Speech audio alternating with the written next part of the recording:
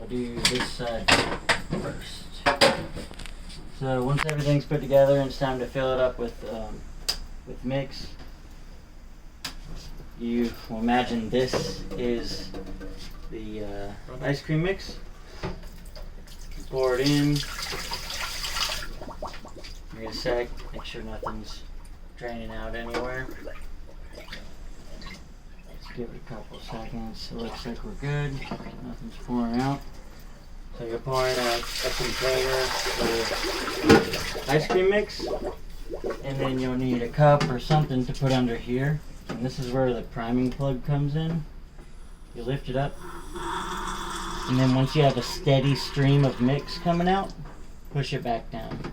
What that does is it ensures the right ratio of mix to air is inside of that cylinder. Once you close that down. So I just have like a long continuous streak, I see that, and then I put it down. Yes. Okay. Yeah, at first you'll hear air start to come out, and then it'll kind of spit out, and then a continuous stream will come out, and then that's when you push it down. Okay. It only takes a few seconds. After that happens, you'll finish filling the mix. As it drains into the cylinder, it kind of bubbles, and once that stops, like it is now, you can put your feed tube in. This feed tube can fit in two ways, but this is the hole right here. You want this side down when you're going to be using it, and the mix will go in through that hole into the cylinder. And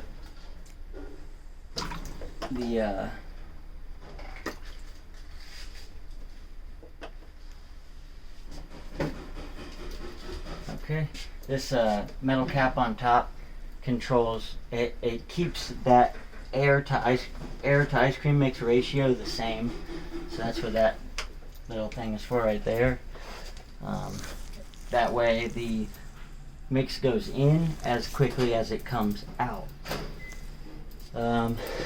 Once that's filled, you'll come over here and you'll press the snowflake. So that's your auto mode. And when you press that, it'll kick on and run. And then it'll take about 5 to 10 minutes, and there will be it'll be ready to draw out. Ice cream will be ready to draw out. Same thing for the left side. Let's see. Are y'all I'm assuming you'll be breaking it down like every other night or 2 to 3 times a week. Take it off of the regular freeze mode, and you'll put it in wash, which is this button right here that has the faucet on it. To break it down. Yeah, so you'll put it in wash, and what that'll do is it'll make that beater inside of there run continuously, but the compressor that does the cooling will not run.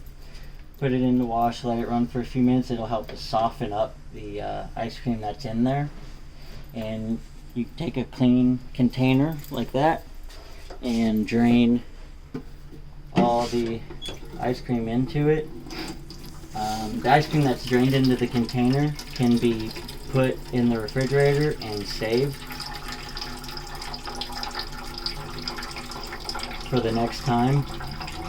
But when it is reassembled, the very first batch has to be fresh, new mix, at least enough to fill the cylinder. Once that cylinder's full, then the rerun, the stuff that was used before and put in the refrigerator, can be put back in. So as long as it's enough to get into, and that O-ring is really weak.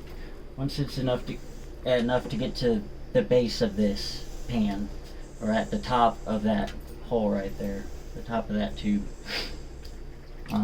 then you can use the rerun, the mix from before. So the top of that black tube? No, this hole right here. Okay. Yeah. I'll drain it to the level.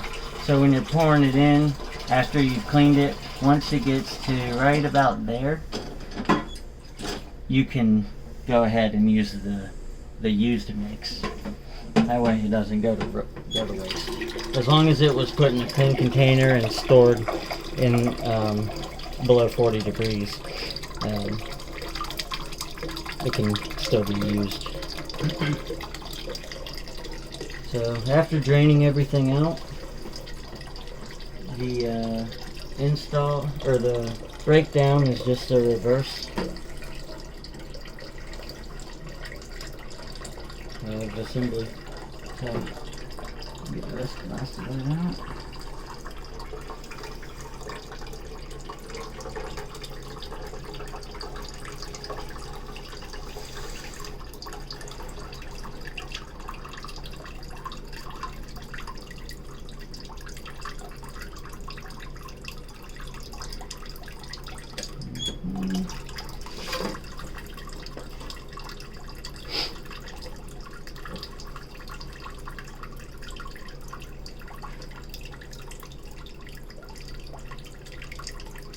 Nice little bit, takes a while. But it's faster when this is running. Or I mean, we're gonna have to see why. These probably because of that. Now it pushes that out quick.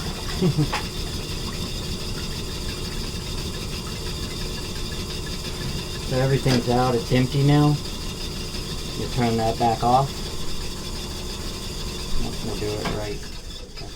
Alright, turn that back off, and then both sides empty. And you can start taking it apart. Actually, use over here. Where was that pan with all the part? With that pan? Yeah, that. So when you go take it apart, pull the stuff out here first, out of the top, the hoppers. We'll need a everything will be drained out of both of these sides. So you just pull this whole thing off in one assembly.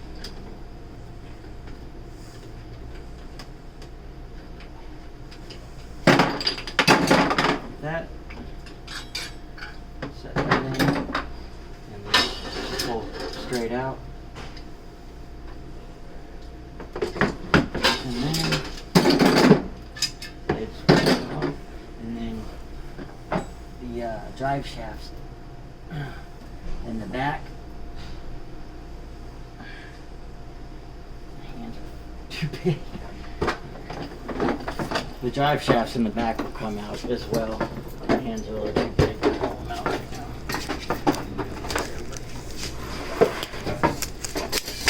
I can try to pull it out. Yeah, go ahead. Pull this apart. Take it back to the dish pit and I start pulling that apart? Yeah. Okay. I always just pull these out.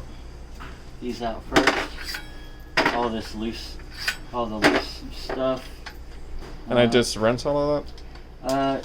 We want to wash and sanitize it. All the parts need to be washed and then So like I put it in the sanitized. dishwasher? Not the dishwasher. No? They will have to be hand washed, only because a dishwasher can damage some of these parts.